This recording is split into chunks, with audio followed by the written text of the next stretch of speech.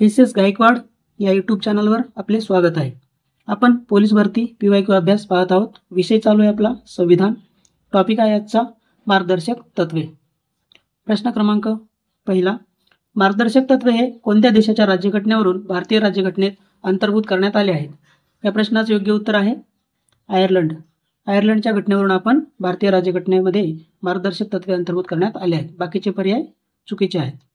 त्यानंतर प्रश्न क्रमांक 2, घटनेतील मार्गदर्शक तत्वांमधून समान नागरी कायद्याची अपेक्षा व्यक्त करण्यात आली आहे. तर यापैकी आपल्याला ओळखायचे की वरील वाक्य बरोबर किंवा चूक आहे ते. तर हे वरील वाक्य संपूर्णतः बरोबर आहे, कारण आपल्याला कलम 44 युनिफॉर्म सिव्हिल कोड संदर्भात आहे. त्यालाच आपण मराठीत समान नागरी कायद्याचं असं देखील म्हणतो. तर भारतीय राज्यघटनेमध्ये आपल्याला मार्गदर्शक तत्वांमधून कलम 44 अंतर्गत समान नागरी कायद्याची अपेक्षा व्यक्त करण्यात आली आहे, म्हणून हे वाक्य पूर्णतः बरोबर आहे. त्यानंतर आपण काही महत्त्वाच्या नोट्स पाहूयात मार्गदर्शक तत्व संदर्भात. मार्गदर्शक तत्व हे आपल्या भारतीय राज्यघटनेत भाग 4 कलम 36 ते 51 मध्ये नमूद आहे. आपल्या मार्गदर्शक तत्वांचा स्रोत आहे आयर्लंडची राज्यघटना. या मार्गदर्शक तत्वांना डॉक्टर बाबासाहेब आंबेडकर म्हणतात नाविन्यपूर्ण वैशिष्ट्य असं वर्णन करतात. आणि डॉक्टर बाबासाहेब आंबेडकरांनी कलम 32चे वर्णन हे भारतीय राज्यघटनेचा हृदय किंवा जीव किंवा आत्मा आहे असं म्हटलं आहे, हे ध्यानात ठेवायचं आहे. तसेच ग्रॅनवेल ऑस्टिन हा एक घटनातज्ञ होते. त्यांनी मार्गदर्शक तत्वांचं वर्णन संविधानाची अंतरात्मा असं केले आहे. त्याच्यानंतर आपण थोडक्यात मूलभूत हक्क आणि मार्गदर्शक तत्व यातील फरक पाहणार आहोत. तर मूलभूत हक्क हे नकारात्मक आहेत, म्हणजे ते सरकारला काहीतरी करण्यापासून बंधन घालतात. म्हणजे आपले जे 12 ते 35 दरम्यान आपले जे मूलभूत हक्क आहेत त्यांच्यावर जर गदा आली तर त्याचं उल्लंघन करू नये किंवा त्याच्यावरती गदा आणू नये असं सरकारला ते बंधनं घालतात. उलट मार्गदर्शक तत्व हे सकारात्मक आहेत, सरकारच्या बाबतीत सकारात्मक आहेत, कारण ते सरकारला धोरण राबवताना त्याच्यामध्ये त्या धोरणांमध्ये या मार्गदर्शक तत्वाचा अवलंब करावा असे सांगतात. म्हणून मार्गदर्शक तत्व हे सरकारप्रती सकारात्मक आहेत. मूलभूत हक्क हे न्यायप्रविष्ट आहेत. याचा अर्थ काय? ते कायद्याद्वारे लागू केले जातात. उलट आपण त्यांचं उल्लंघन झालं असता न्यायालयामध्ये दाद मागण्यासाठी जाऊ शकतो, म्हणून ते न्यायप्रविष्ट आहेत. मार्गदर्शक तत्व हे न्यायप्रविष्ट नाही, कारण ते कायद्याद्वारे त्याचा अंमल होऊ शकत नाही. न्यायालयाद्वारे त्याचं उल्लंघन झालं असता आपण त्याच्या बाबतीत दाद मागण्यासाठी न्यायालयात जाऊ शकत नाही, म्हणून ते न्यायप्रविष्ट नाहीत. त्यानंतर मूलभूत हक्क हे राजकीय लोकशाही प्रस्थापित करण्याचे उद्दिष्ट बाळगतात. त्याच्या उलट मार्गदर्शक तत्व सामाजिक व आर्थिक लोकशाही स्थापन करण्याचे उद्दिष्ट बाळगतात, हे ध्यानात असलं पाहिजे. त्याच्यानंतर मूलभूत हक्क हे व्यक्ती कल्याणाचा पुरस्कार करतात, तर मार्गदर्शक तत्व हे सामूहिक किंवा समाज कल्याणाचा पुरस्कार करतात. तर मूलभूत हक्कांचा उद्देश हा कायद्याचे राज्य प्रस्थापित करण्याची उद्दिष्टे बाळगतात. उलट मार्गदर्शक तत्व हे कल्याणकारी राज्य निर्माण करण्याचं उद्दिष्टे बाळगतात. हे आपल्याला इथे काही महत्त्वाच्या घटना ध्यानात पाहिजे. त्यानंतर आपण थोडक्यात आपल्या मार्गदर्शक तत्वासंदर्भात काही महत्त्वाचे तथ्य पाहणार आहोत. तर मार्गदर्शक तत्वांची अशी वर्गवारी आपल्या भारतीय राज्यघटनेमध्ये देण्यात आली नाही, हे सर्वप्रथम ध्यानात घ्यायचं आहे. त्या तत्वांच्या आधारे त्यामध्ये 3 विभागात वर्गीकरण करण्यात आले आहे. तर काही तत्वांना समाजवादी म्हटले आहे, काही मार्गदर्शक तत्वांना गांधीवादी म्हटले आहे, तर काही मार्गदर्शक तत्वांना उदारमतवादी किंवा बुद्धिवादी म्हटले आहे. तर असे आपल्याला प्रश्न विचारले जातात की खालीलपैकी कोणते मार्गदर्शक तत्व हे गांधीवादी आहे किंवा समाजवादी आहे किंवा उदारमतवादी आहे, असे देखील आपल्याला प्रश्न विचारले जातात. तर समाजवादीमध्ये कलम 38 येते. त्यामध्ये न्याय, उत्पन्न दर्जा, सुविधा, संधी यामधील विषमता कमी करण्याचा उल्लेख आहे. त्यानंतर कलम 39 मध्ये येते.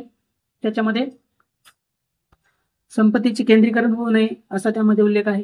त्याच्यानंतर 39A मध्ये मोफत कायदेशीर सहाय्याचा उल्लेख आहे. त्यानंतर कलम 41 बेरोजगारी, वार्धक्य, आजार, विकलांग या संदर्भामध्ये उपाययोजना करण्यासंदर्भात तरतूद आहे.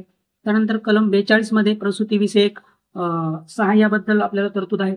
त्यानंतर कलम 43 निर्वाह वेतन ध्यानात ठेवायचं आहे. कलम 43 हे उद्योग व्यवस्थापनामध्ये कामगारांचा सहभाग याबद्दल आहे. कलम 47 मध्ये पोषणमान, राहणीमान, आरोग्य सुधारण्यासंदर्भामध्ये तरतूद आहे.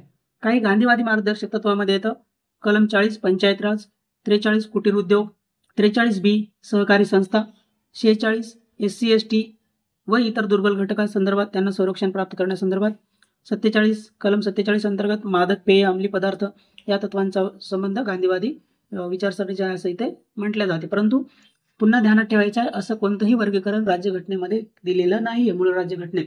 त्यानंतर 48 कलम गोहत्याबंदी संदर्भामध्ये आहे.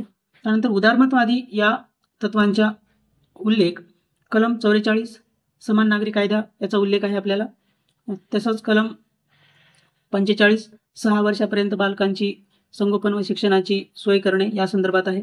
48 मध्ये कृषी व पशुसंवर्धन या तत्वाचा उल्लेख उदारमतवादी मध्ये येतो. त्याच्यानंतर 48 हे पर्यावरण व वन्यजीव रक्षणाचा संदर्भ. 49 मध्ये राष्ट्रीय ऐतिहासिक स्मारक संरक्षण. 50 मध्ये न्याय यंत्रणा कार्यकारी यंत्रणेपासून वेगळी करणे व 51 मध्ये आंतरराष्ट्रीय शांतता संवर्धनाच्या बाबतीत उल्लेख आहे. त्याच्यानंतर आपण काही महत्त्वाच्या घटनादुरुस्त्या पाहणार आहोत. मार्गदर्शक तत्वासंदर्भात काही महत्त्वाच्या घटनादुरुस्त्या. तर 42वी घटनादुरुस्ती 1976 साली करण्यात आली. त्या अंतर्गत 39F हे कलम समाविष्ट करण्यात आले. त्यामध्ये लहान मुलांच्या विकासासाठी उपाययोजना करण्यासंदर्भात तरतूद आहे. त्याच्यानंतर 39A मध्ये मोफत कायदेशीर सल्ल्याबाबत तरतूद आहे. त्यानंतर 43A याचा 43A या कलमाचा समावेश देखील करण्यात आला. त्यानंतर 48A हे कलम समाविष्ट करण्यात आले. 42वी घटनादुरुस्ती 1976. त्यानंतर 44वी घटनादुरुस्ती 1978 नुसार 38 या कलममध्ये उत्पन्न विषमता कमी करण्यासंदर्भामध्ये तरतूद करण्यात आली.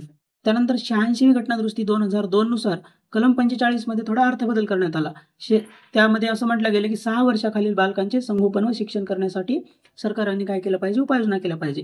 त्यानंतर 97वी घटनादुरुस्ती 2011 अंतर्गत कलम 43B या अंतर्गत सहकारी संस्था स्थापन करण्यासंदर्भामध्ये सरकारांनी उपाययोजना केल्या पाहिजे असं तरतूद करण्यात आली.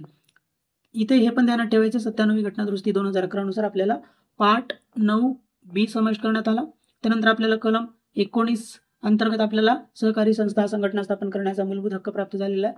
हे देखील इथे ध्यानात ठेवायचं आहे.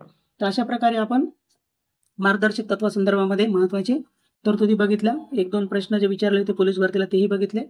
तर आपल्या SS गायकवाड या यूट्यूब चॅनल व टेलिग्राम चॅनलला आपण जोडले जाल अशी अपेक्षा करतो. धन्यवाद.